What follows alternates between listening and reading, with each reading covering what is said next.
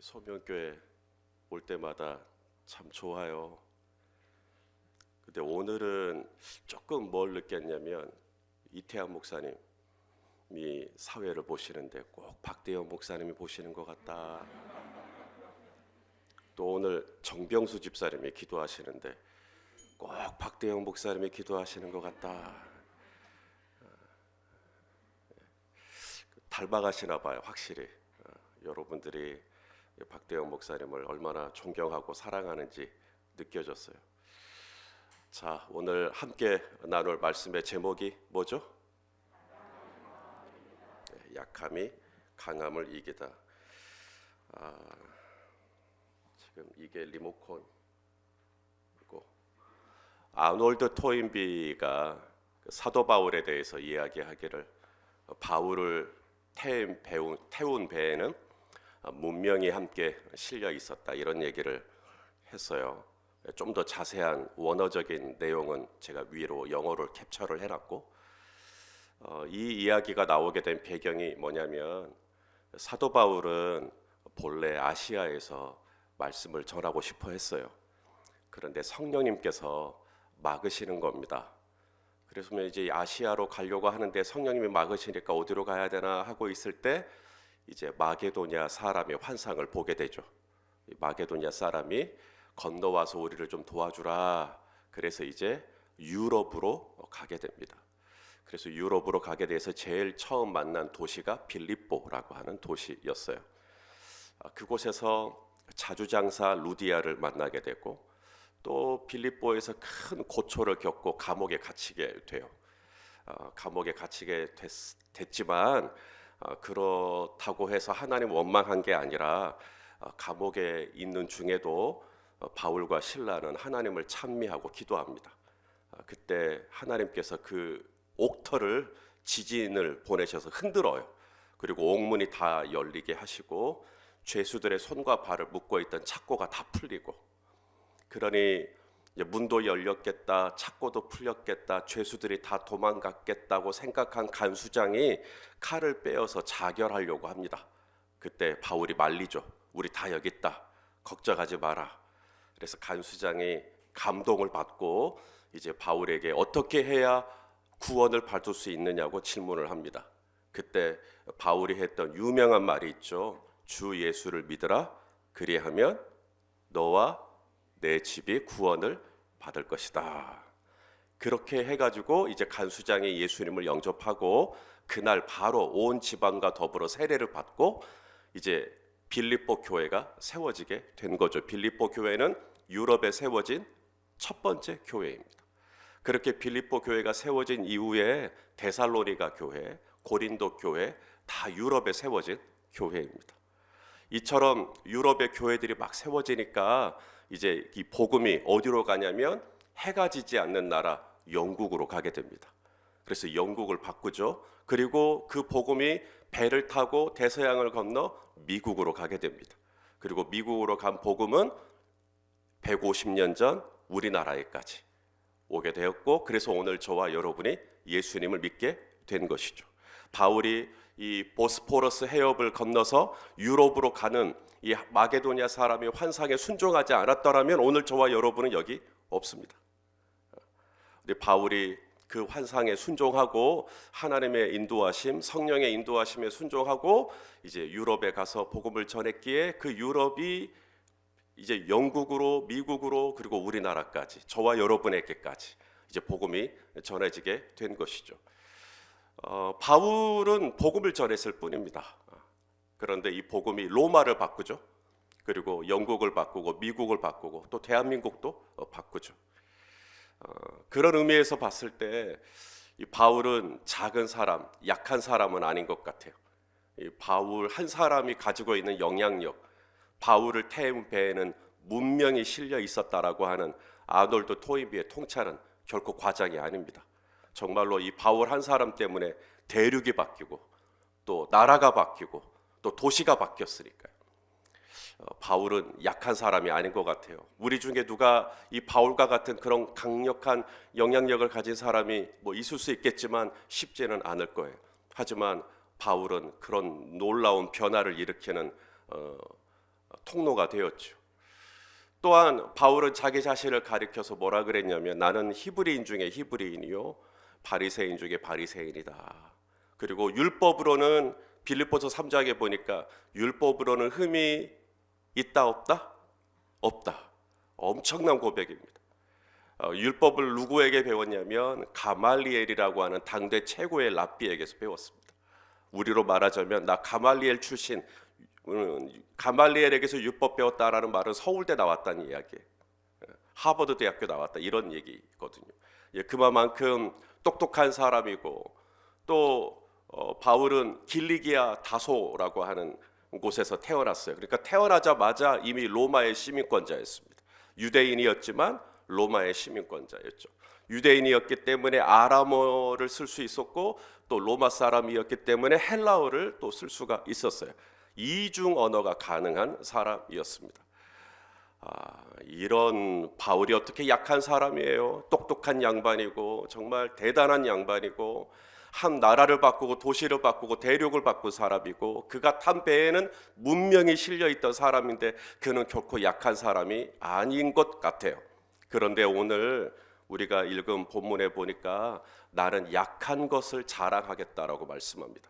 우리 5절 말씀을 같이 한번 읽어볼까요? 5절 시작. 나를 위하여는 약한 것들 외에 자랑하지 아니하리라. 강한 것 자랑해도 될 것 같잖아요. 나 로마의 시민권자다 뭐 이런 것들. 나 때문에 교회가 얼마나 세워졌고 나 때문에 도시가 어떻게 바뀌었고 이런 얘기 할 수 있겠잖아요. 그런데 사도 바울은 자신의 약한 것을 자랑하겠다. 약한 것 외에는 자랑하지 않겠다. 왜 바울은 스스로 약하다고 했을까요? 바울이 자기 자신을 내가 참 약하다라고 했던 이유가 있습니다. 첫째는 바울이 많이 아팠어요. 육신의 질병을 가지고 있었습니다. 많이 아팠기 때문에 진짜로 약하다라고 고백했던 겁니다. 오늘 본문에는 육체의 가시라고 나와 있어요. 우리 7절 말씀을 또 같이 읽겠습니다. 시작. 여러 계시를 받은 것이 지극히 크므로 너무 자만하지 않게 하시려고 내 육체의 가시 곧 사탄의 사자를 주셨으니 이는 나를 쳐서 너무 자만하지 않게 하려 하심이라. 육체에 뭐가 있대요? 가시가 있대요. 우리 소명교회 성도님들 가시에 찔려 보셨어요? 안 찔려 보셨어요? 이 가시라는 말이 원어로 낚싯바늘이라는 뜻입니다. 그러니까 이 물고기를 이제 낚싯바늘로 꿰면 물고기가 아프니까 퍼더덕 거리는데 몸부림을 치면 칠수록 낚싯바늘이 더 깊이 들어가죠. 그런 것처럼 이 육체에 가시가 있대요.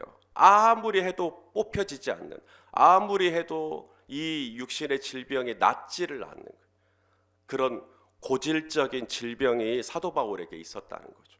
아무리 해도 이 병이 안 나으니까, 그리고 이 질병 때문에 사도 바울이 너무 고통스러우니까 이 육체의 가시 곧 사탄의 사자라고 표현을 합니다. 얼마나 힘들었으면 사탄의 사자라고 했을까요? 자, 그러면 정말로 바울이 어떤 질병을 가지고 있었느냐? 사실 바울이 쓴 서신을 보면 바울이 자신이 가지고 있는 병명을 얘기하거나 그러진 않아요.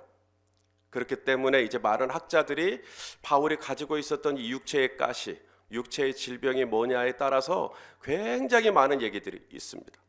그런대로 가장 많이 나오는 것 중에 하나가 안질입니다. 눈에 문제가 있는 거죠. 왜 그랬냐면 사도 바울이 처음 예수님 만났을 때 큰 빛에 둘러싸이잖아요. 너무 밝은 빛에. 그래서 순간 눈이 멀어버립니다. 그래서 사람들의 도움을 받고 다메섹으로 가게 되는데, 다메섹에 있는 아나니아라고 하는 제자가 바울에게 안수를 하죠. 그러자 바울의 눈에서 뭐가 벗겨져요? 뭐같이? 비늘 같은 것이 벗겨졌다고 했거든요. 전문가들은 이 바울의 눈에서 비늘이 벗겨질 때 아마 망막이 손상됐을 거라고 이야기를 합니다. 그때부터 정확히 이 바울의 눈에 어떤 일이 있는지는 아무도 모르지만 뭔가 바울이 시력적으로 문제가 있었던 것은 확실한 것 같아요. 왜냐하면 갈라디아 교회에 쓴 편지에 이런 내용이 있습니다. 우리 갈라디아서 4장 15절을 또 읽겠습니다. 시작. 너희의 복이 지금 어디 있느냐? 내가 너희에게 증언하노니 너희가 할 수만 있었더라면 너희의 눈이라도 빼서 나에게 주었을 것이다. 왜 이런 얘기를 할까요? 갈라디아 교회 성도들은 사도 바울이 이 눈 때문에 고생하는 걸 봤던 거죠. 사도 바울이 그게 정확히 뭔지는 모르겠어요. 눈에서 무슨 진물이 났는지, 아니면 이렇게 뭘 보고 판단하는데 뭐 문제가 있었는지, 아니면 거기에 무슨 우리가 모르는 어떤 통증이 있었는지, 그것 때문에 사도 바울이 얼마나 고통스러워하는지를 알고 있는 갈라디아 교회 성도들이 할 수만 있으면 뭘 뽑아요? 자기 눈을 뽑아서라도 바울에게 주고 싶어 했다는 거죠. 우리 소명교회 성도님들도 박대원 목사님을 위해서 눈 뽑아줄 수 있죠.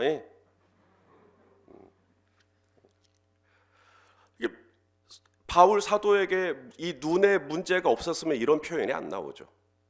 그러니까 분명히 이 눈에 분명히 문제가 있었던 것 같다. 또 다른 학자들은 바울이 담석증을 앓고 있었다, 혹은 난청을 가지고 있었다, 말더듬의 문제가 있었다, 말라리아 열병이 있었다, 그리고 편두통도 있었던 것 같다. 뭐 이런 여러 가지 근거들을 말씀을 통해서 찾아가지고 아마 이런 질병들이 있었을 거라고 추측을 합니다. 여러분, 이게 정말 사실이라면 사도 바울은 걸어다니는 종합병원입니다. 엄청나게 많은 질병들이 바울에게 있었다는 이야기거든요. 이 중에 하나만 있어도 힘든데 이런 여러 가지 질병들이 바울에게 있었다면 얼마나 사역하는 내내 힘들고 어려웠겠는가. 자, 그런데 이 육체의 가시라는 게 바울에게만 있는가 하는 거죠. 예수님에게도 있었습니다. 여러분이, 우리 소명교회 성도님들이 생각할 때 예수님은 사역할 때 항상 건강하셨을까요? 아니면 예수님도 육신을 입고 있었을 테니까 아팠을까요? 가끔은 그래도 병이 났을까요? 우리 예수님?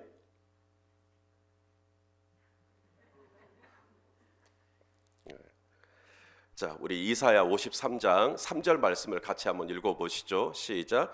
그는 멸시를 받아서 사람들에게 버림받았으며 간고를 많이 겪었으며 그 다음 질고를 아는 자다. 이 질고가 질병이잖아요.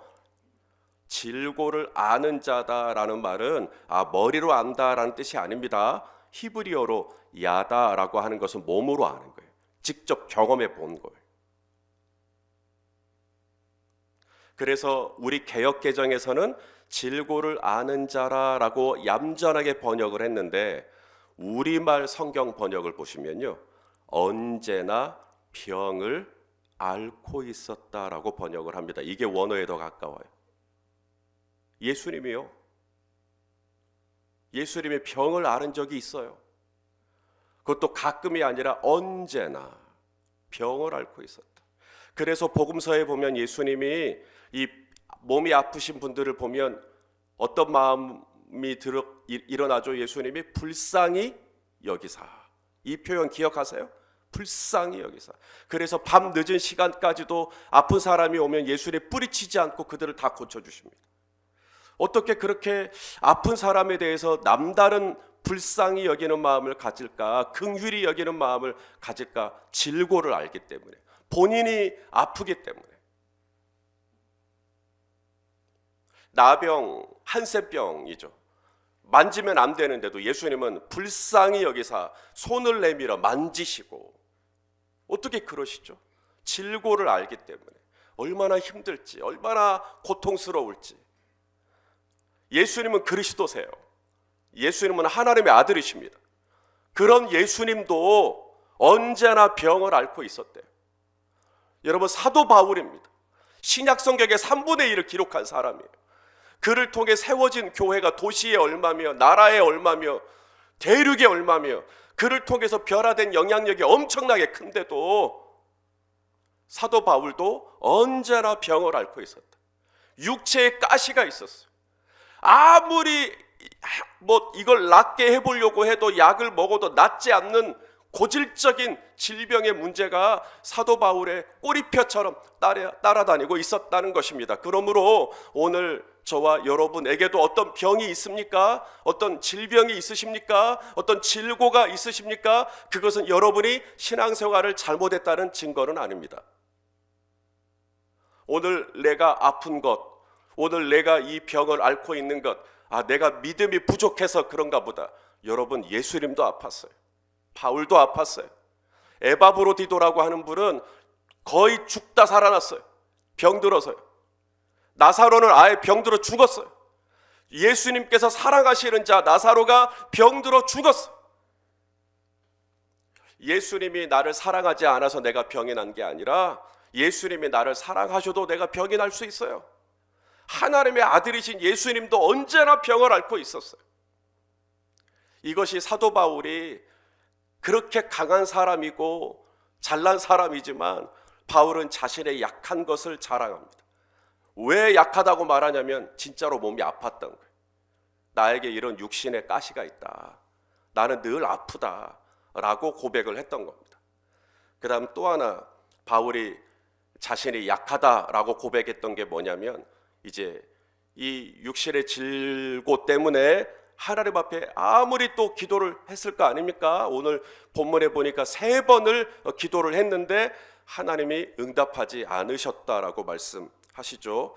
자, 오늘 본문 말씀 우리 8절 9절 말씀을 또 같이 읽겠습니다. 시작.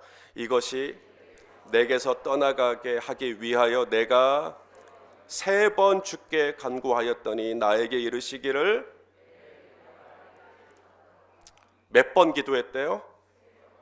얼마만큼 했을까요? 그 3번을 대충 했을까요? 사도 바울이 이 육체의 가시를 정말 좀 치유해 주시기를 얼마나 간절한 마음으로 기도를 했을까요? 애끓는 마음으로 기도했을까요? 그런데 그렇게 기도할 때마다 주님이 주시는 응답이 뭐냐면 내 은혜가 내게 족하다. 이 내용만 딱 떼어서 보면 되게 좋은 말 같은데 거절입니다. 내가 이미 너에게 준 은혜가 충분하니까 더 이상 내게 간구하지 말라는 뜻이에요. 너는 아파도 된다는 이야기예요. 여러분, 사도 바울이 어떤 사람이에요? 바울이 그 천막 깁는 일을 했거든요. 천막 만드는 일을. 천막 만드는 일을 하는 사람들, 이 가죽 공예 하시는 분들은 앞치마가 있어요. 이 바울이 입던 이 앞치마, 또 바울이 일할 때 딱 같은 손수건, 이런 걸 아픈 사람 위에 얹으면 어떻게 됐죠? 나았어요. 바울이 안수를 하면 보불리오 추장에 열병이 떠났어요. 바울이 꾸짖으면 귀신이 나갔어요. 아니, 바울 때문에 예수 믿은 사람이 얼마나 많고, 바울 때문에 성령 받은 사람이 얼마나 많고, 바울 때문에 세워진 교회가 또 얼마나 많고, 조지 뮬러 목사님이 5만 번 응답받았대요? 여러분, 바울이 기도하고 응답받은 것은 얼마나 더 많을까요? 그런 바울도 늘 응답을 받은 게 아니라 하나님이 노 하실 때가 있었다는 거예요. 내 은혜가 내게 충분하니까 더 이상 이 제목으로 나에게 간구하지 말라고 하실 때가 있었다는 것입니다. 이게 바울의 연약함입니다. 나는 아무리 기도를 해도 응답받지 못한 때가 있었습니다 라고 하는 고백을 지금 하고 있는 것이죠. 그런데 이 거절받은 기도는 바울만 경험한 게 아니라 예수님도 경험하셨어요. 기억하시죠? 예수님이 겟세마네 동산에서 내 아버지여 할만하시거든 이 잔을 좀 지나가게 해주십시오 라고 기도했지만 응답은 받지 못했죠. 거절이었습니다. 예수님은 하나님의 아들이신데, 아니 아들이 기도를 해도 하나님께서 안 들어주셨어요. 예수님이 얼마나 이 기도를 간절하게 하셨냐면 땀이 땅에 떨어지는 뭐처럼 핏방울 같이 그렇게 기도를 하셨었거든요. 그래도 안 들어주시는 거예요. 바울이 3번을 기도를 해도 안 들어주시는 거예요. 당신의 아들이 핏방울같이 기도를 해도 안 들어주시는 거예요. 저와 여러분의 기도를 하나님은 왜 안 들어주실까요? 우리가 덜 간절해서 안 들어주시는 거예요? 우리는 뭐 바울처럼 가난한 마음이 없는 거예요? 우리도 뭐 핏방울같이는 아니지만 내가 핏방울같이 기도를 하면 하나님이 다 들어주시는 거예요?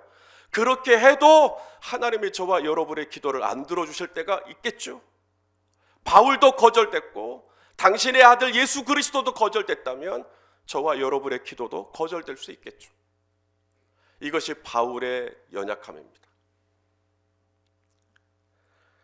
바울이 가지고 있는 또 하나의 연약함이 있습니다. 그를 둘러싸고 있는 환경들이, 상황들, 능욕과 궁핍과 박해와 곤고들. 자, 오늘 본문 10절 말씀입니다. 우리 10절을 또 한번 읽어보겠습니다. 시작. 그러므로 내가 그리스도를 위하여 약한 것들과 능욕과 궁핍과 박해와 곤고를 기뻐하노니 이는 내가 약한 그때에 강함이라. 우리는 강하고 싶어 해요. 그리고 우리가 이해하고 있는 이 강함은 적어도 이건 아니에요. 능욕과 궁핍과 박해와 곤고가 어떻게 강한 거예요? 우리가 이해하고 있는 강함은 만사형통이에요. 모든 일이 잘 풀리는 게 우리가 생각하는 강함이에요. 사업도 잘 되고요, 직장 생활도 완만하고요, 모든 사람하고 관계도 좋아요. 사람들이 다 나를 좋아하고요, 내 주변에는 또 내가 좋아하는 사람밖에 없어요. 늘 화목해. 가정도 평안해요. 배우자와의 관계도 좋아. 자녀들은 너무나 순하고 말도 잘 듣고. 이것이야말로 그리스도 안에서 진정한 강한 거고, 이것이 승리고, 이것이 영광이고, 이것이 면류관이고, 이것이 축복이고, 우리는 그렇게 배워왔어요. 그래서 우리는 늘 그걸 추구해요. 그래서 내가 약한 것이 부끄러운 거예요. 내가 몸이 약하다, 이 얘기를 못 꺼내는 거예요. 부끄러운 거니까. 그리스도의 강함이 아니니까. 그건 내가 기도를 했는데 거절됐다, 응답을 받지 못했다, 요 얘기는 못 하는 거예요. 내가 기도를 했더니 응답됐다, 이게 강한 거거든요. 내 주변의 상황이 평안한 게 강한 거예요. 능욕 있어서는 안 돼요. 박해 있어서는 안 돼요. 궁핍 있어서는 안 돼요. 곤고 있어서는 안 돼요. 누가 나를 능욕한다면 여러분 어떻게 반응하시겠어요? 누가 나를 무시한다면, 누가 나를 깔본다면, 누가 나의 이 자존심을 뭉갠다면 어떻게 반응하시겠어요? 또 궁핍한다면, 어제까지만 해도 장사가 잘 되는 것 같은데 오늘 안 된다면, 작년에는 수입이 났는데 올해는 좀 바닥을 치고 있다면 어떻게 반응하세요? 이거 자랑할 수 있겠어요? 사람들이 다 나를 좋아해 주는 거 말고 사람들이 다 나를 싫어한다면요, 박해, 비방, 나를 거스리고 나를 대적하고 나를 미워하고 나에 대해서 안 좋은 얘기 퍼뜨리고, 그래서 내 마음이 너무나 심란하고 내 영혼이 너무나 헝클어지고, 여러분 이럴 때 이걸 자랑할 수 있겠어요? 그런데 오늘 사도 바울은 그 몸의 약함, 육체의 가시, 아무리 해도 낫지 않는 그것이 안질인지, 그것이 뭐 담석증인지, 그것이 무슨 난청인지, 그것이 말더듬인지 말라리아인지, 그것이 어떤 병이라 할지라도 그것 때문에 얼마나 힘들고 어려운데 그것을 꺼내놓습니다. 그리고 자신의 기도가 응답된 걸 얘기하는 게 아니라, 5만 번 응답받은 내용을 책으로 내는 게 아니라 거절된 내용을 이야기를 합니다. 그리고 자신의 상황이 이렇게 편안하다라고 말하는 게 아니라, 나에게는 이런 어려움이 있다고, 지금 능욕과 궁핍과 박해와 곤고라는 게 있다고, 이걸 자랑한다라는 거예요. 어떻게 그럴 수가 있죠? 남들은 부끄러워서 숨기고 싶은 그 연약함을 어떻게 이렇게 꺼내놓을 수 있냐고요. 몸이 아프다는 얘기를 어떻게 그렇게 자연스럽게 해요? 거절받은 기도를 어떻게 그렇게 이야기를 해요? 그 복잡한 주변의 상황을 어떻게 그렇게 자랑을 해요? 바울이 그렇게 할 수 있었던 이유가 있습니다. 그것은 바로 해석 때문에 그래요. 인터프리테이션이라고 하죠. 그러니까 해석이 되지 않으면 내가 약한 게 부끄러워요. 해석이 되지 않으면 내 기도가 응답되지 않은 것이 부끄럽습니다. 해석이 되지 않으면 내 주변에 이런 복잡하고 어려운 상황들이 불평스럽죠. 원망스럽죠. 그런데 오늘 사도 바울은 해석이 된 겁니다. 아, 그래서 지금 내 육체에 가시가 있는 거구나. 아, 그래서 지금 내 기도를 거절하신 거구나. 아, 그래서 지금 내 주변에 이런 복잡한 일들이 지금 일어나고 있는 거구나. 이게 해석이 된 거죠. 하나님이 주시는 지혜로. 자, 그러면 바울의 해석의 내용을 또 보겠습니다. 7절 말씀을 같이 한번 읽어보시죠. 7절 시작. 지극히 크므로 너무 자만하지 않게 하시려고 내 육체에 가시 곧 사탄의 사자를 주셨으니 이는 나를 쳐서 너무 자만하지 않게 하려 하심이라. 이것이 사도 바울의 해석입니다. 내가 그동안 받은 은혜가 너무나 많기 때문에 만일에 내가 몸이 하나도 안 아픈 거예요. 육체에 가시가 없는 거예요. 몸이 아팠다가도 또 다 금방 낫는 거죠. 그러면 내가 자만할까 봐. 내가 원래 몸 관리에 신경을 쓰는 거고 내가 나를 잘 가꿔서 내가 이렇게 건강한 거고 그래서 내 자신을 의존하고 내 자신의 의를 또 드러내고 이럴까 봐 하나님이 나를 아프게 하셨던 거였구나. 내 기도가 다 응답되면 좋겠지만 또 다 응답되면 봐라 내가 기도하니까 된다고 이런 식으로 내가 또 자만할까 봐 하나님이 또 내 기도를 거절해 주시는구나. 내 주변에 모든 상황이 편안하면 또 내가 잘나서 평안한 줄로 알고 까불까 봐 하나님이 능력과 궁핍과 박해와 곤고라고 하는 이런 어려운 상황들을 내 주변에 끊임없이 바람잘 날이 없게 또 이 문제로 어렵고 또 저 문제로 어렵고 왜 이렇게 복잡하게 하시나. 안 그러면 내가 자만해지니까, 안 그러면 또 내가 잘난 줄 알 테니까, 안 그러면 또 내가 우쭐댈 테니까 그런 나를 자만하지 않게 하시려고 이렇게 하셨구나.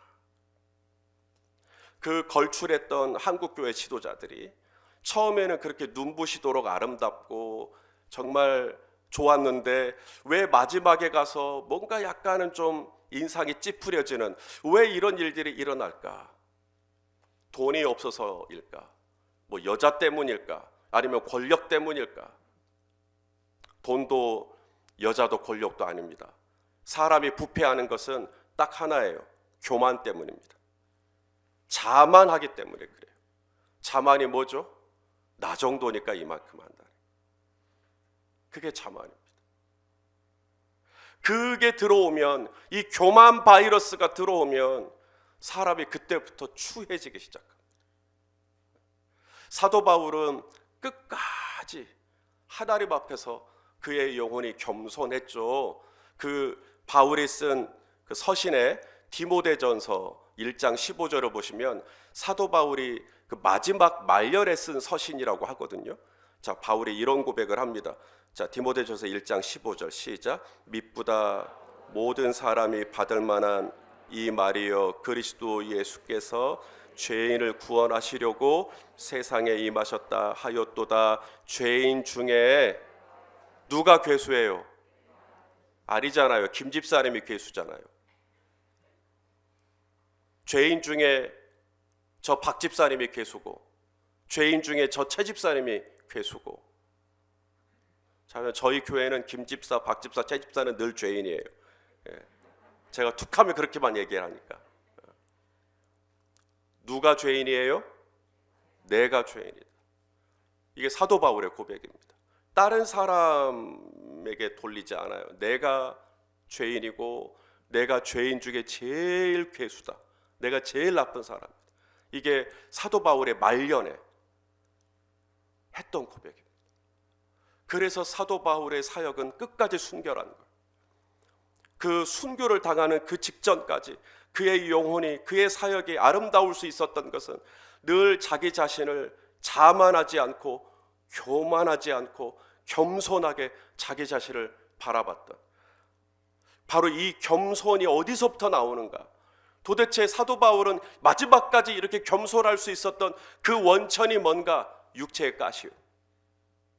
자신의 육체가 늘 아프다라는 거, 비만 와도 아프고 늘 아프다라는 그것 때문에 하나님이 나로 또 자만하지 않게 하시는 거구나.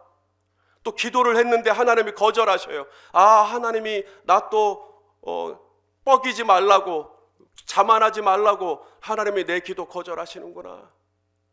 또 주변에 또 바울을 또 배신하고, 또 바울을 상처를 주고, 또 바울을 모함하고, 또 바울을 비방하고, 바울에 대해서 악한 말을 하는 사람들이 또 주변에 있는 거예요. 능욕과 궁핍과 박해와 곤고가, 왜 또 하나님은 또 저 사람 때문에 내가 이렇게 힘들게 하나 봤더니 나 자만하지 말라고. 그래서 바울은 자신의 이 약한 것들이 하나님 앞에서 늘 겸손하라고 주시는 하나님의 은총의 선물이었구나라는 걸 알게 되자 이제 더 이상 그 약한 것을 부끄러워하지 않습니다. 약한 중에 도리어 크게 기뻐하기 시작하죠. 나를 겸손하게 하시기 위한, 나를 더 깨끗하게 하시기 위한, 나를 더 성결하게 하시기 위한, 그래서 내 육체에 낚싯바늘을 주신 거구나. 그래서 오늘 내 기도를 거절하신 거구나. 그래서 오늘 내 주변의 상황이 이렇게 녹록지 않게 하신 거구나. 내 영혼을 아끼시고 내 영혼을 깨끗하게 하시기 위한 주님의 손길이었구나.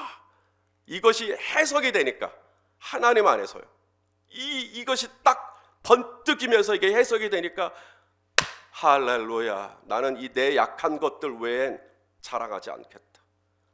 여러분, 제 얘기 들어보시겠습니까? 나 몸에 아픈 사람이에요. 그런 얘기 하지 마세요. 교회에서는 몸이 나은 얘기, 몸이 건강한 얘기만 해야 은혜가 돼요. 죄송합니다. 저는 육체에 가시가 있습니다. 제 얘기 들어보실래요? 여러분들은 기도 응답을 많이 받으셨네요. 저는 아무리 기도해도 하나님이 안 들어주십니다. 이 얘기를 꺼내는 거예요. 교회도 평안해, 가정도 평안해, 막 이런 얘기를 해요. 참 좋으시겠습니다. 오늘 사도 바울의 얘기를 들어보시겠습니까? 그의 주변에는 그를 욕하는, 능욕하는, 그는 궁핍 가운데 있었고, 박해 가운데 있었고, 곤고 가운데 있었고, 이런 얘기를 막 하는 거예요. 그런 얘기를 부끄럽잖아요. 그런 얘기를 숨기고 싶잖아요. 근데 바울은 그런 얘기를 꺼내는 거예요. 이 약함이 더 이상 약한 게 아닌 거죠. 이 약함을 해결한 것입니다. 약함이 해결될 수 있었던 게 바로 해석 때문이에요. 하나님이 나를 자만하지 않게 하시려고 하신 거구나. 하나가 더 있어요. 자, 우리 9절 말씀도 또 한번 읽어보겠습니다. 9절 시작. 나에게 이르시기를 내 은혜가 내게 족하도다. 이는 내 능력이 약한 데서 온전하여짐이라 하신지라. 그러므로 도리어 크게 기뻐함으로 나의 여러 약한 것들에 대하여 자랑하리니 이는 그리스도의 능력이 내게 머물게 하려 함이라. 할렐루야. 여러분, 바울이요 어떻게 해석을 했냐면, 내게 있는 이 연약함, 내 육신의 가시, 기도를 해도 하나님이 안 들어주시고, 내 주변의 상황들이 이렇게 복잡하고, 이게 나를 자만하지 않게 하기 위함이구나. 이게 첫 번째 해석이고요. 두 번째가 뭐냐면, 나는 이렇게 약해도 이런 약한 나를 쓰시는 그리스도는 강하다.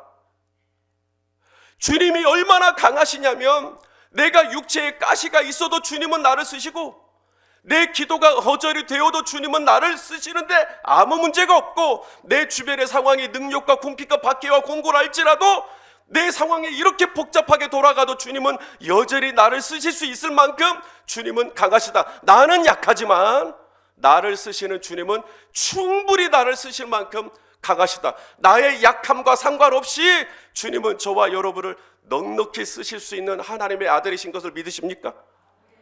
이게 딱 깨달아진 거예요.